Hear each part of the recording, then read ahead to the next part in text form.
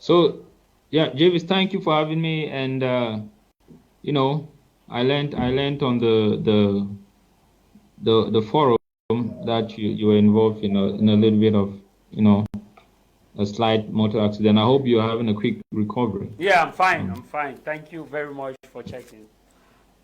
uh, so yeah, indeed. I mean, we've seen the so-called senatorial elections and the appointments. It is very sad. It is very sad that we can even begin to call what is happening in Cameroon a democracy.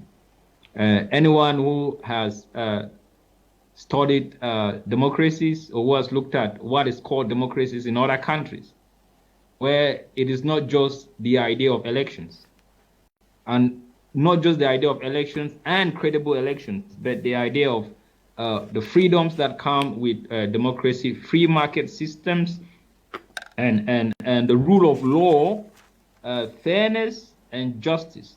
These are the virtues of democracy that are nowhere to be found in Cameroon. So I think in the case of the senatorial, I don't know if we should even call them elections, because you want to talk about the idea of the system itself, a system where you have a president appointing representatives of the people.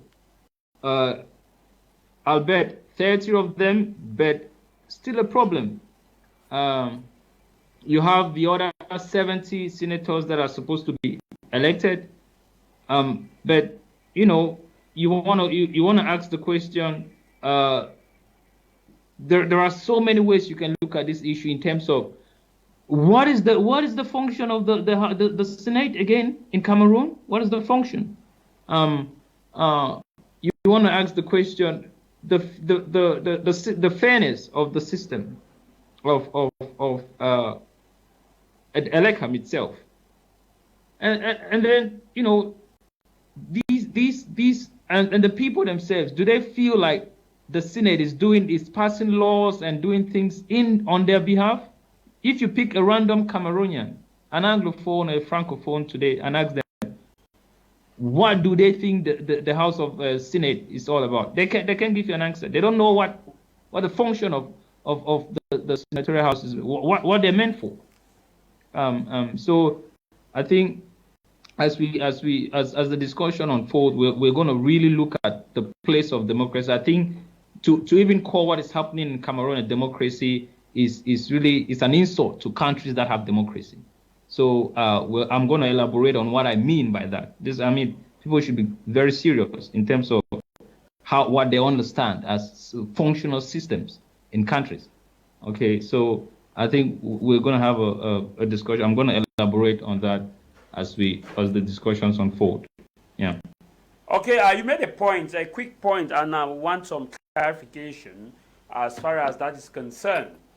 You talked about, a while ago, you talked about the fact that what is happening in Cameroon is not democracy. And also you say, I don't know if we should call that democracy. And you also said to call what is happening in Cameroon democracy is an insult to other countries that have democracy. But this may not be the picture you are painting, may not be right, because if we look at what is happening in Cameroon and the senatorial elections, these members of the municipal councillors, the councillors actually went to the poll and casted their ballot. The votes were counted, and the winners were declared, and which is within the ambit of the Constitution of Cameroon. And also, when you talk about the fact that what is happening in Cameroon is not democracy, what do you mean? Because we have seen campaigns when it comes to a presidential election. The campaigns, all the senators campaign, the municipal councillors campaign, and the people listen to them and casted their ballot. Is that not democracy? Government of the people, by the people, and for the people, or you have a different definition of democracy? Thank you for the question, James. Our African leaders have in the past, and even right up to now, they've been trying to, sort of redefine democracy. There's always the case of, we have our own kind of democracy in Africa. It's not like, which is, I get the point. it's not this the quintessential one size fits all. I understand that. Understand that. Okay. So, but when we talk about democracy, which you have already alluded to, the vagueness of it, government of the people, for the people, and by the people, and that means something. It's not just words. It means something. You want to have a system where, number one, there is the freedom of expression and freedom of thought. That's very important. Where the litmus test for any democracy, where people just give, is that if you think you're in a democracy, can you go to the most popular city of your country and with a megaphone, for example, and be able to point out some of the flaws of the government or the president? Can you do that freely and go back safely? Do you feel that you can do that freely and go back safely to your house? That is a litmus test to know if you're living in a dictatorship or a democracy. Can you ask yourself if individuals in Cameroon, be it the Anglophones or the Francophones, if anyone can do that in that country, without being harassed we have or seen, arrested? we have seen. So that is just. I don't know if you can get me. I can hear you. Yeah, we have seen people actually on TV give their opinion about the government. Say the government is bad. We've heard the Cameroon government. We've heard a lot of rhetoric which is synonymous to moving to the street and saying that the system is bad. We've seen others on social media championing the fact that things are not moving well, yet they are not arrested. They are sleeping safely in their house. Is this not a fourth test to show that there is a kind of respect of rule of law, respect of dissenting voice in Cameroon's democracy, as compared to other nations that actually practice this democracy? Well, I mean, that litmus test is just a way of, it's just a stereotypical test. I mean, there is more to it. Okay, people can do that. People speak of the examples that you've given, speaking on social media, speaking at the studio, and some of these things. Well, these are things that can fly, here and there,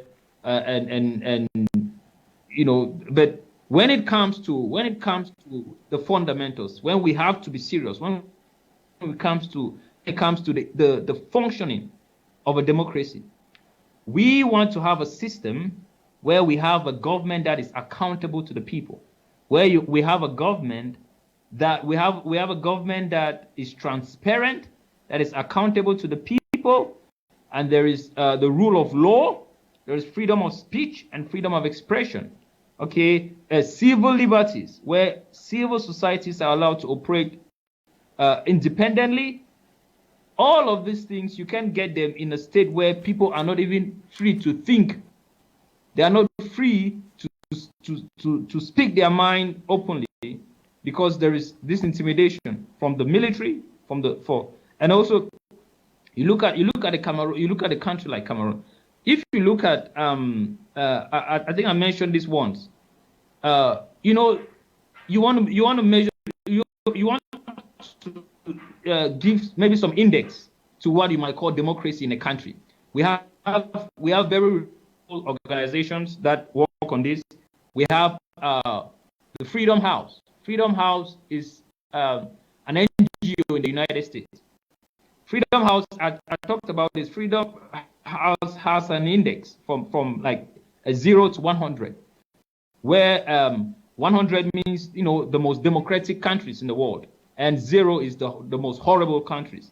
Denmark, Norway, some of these Scandinavian countries, they rank around 100. These are almost perfect democracies, very functional states. They have the stuff going. Cameroon on that index ranks at 15. That's not free. 15, because they have free and not free. Cameroon ranks at 15, and surprisingly, Afghanistan ranks at 14.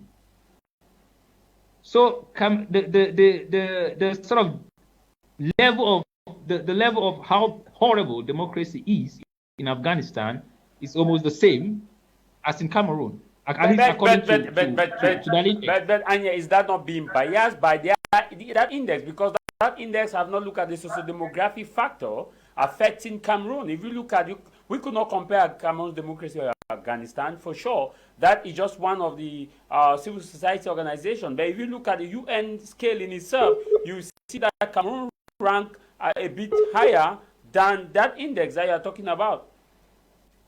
Because we are looking at the fact that they could not compare Cameroon with Afghanistan. Liberty law is liberal in Cameroon. Female are going to school. Women are driving. Women have top positions. If we look at some basic things, people speak freely on TV and on the street and walk freely and have their voices, disagree with authorities and still go free.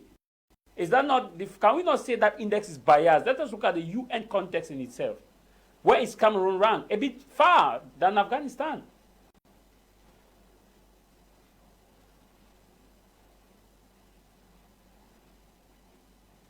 I don't know if you can get me. We'll be coming back to you. Let's come back to the studio where we have Nick Anu, and of course we also have Innocent Barozil. We'll be coming back to you, and we'll also be joined by some of our colleagues in Nigeria who will be giving us their view as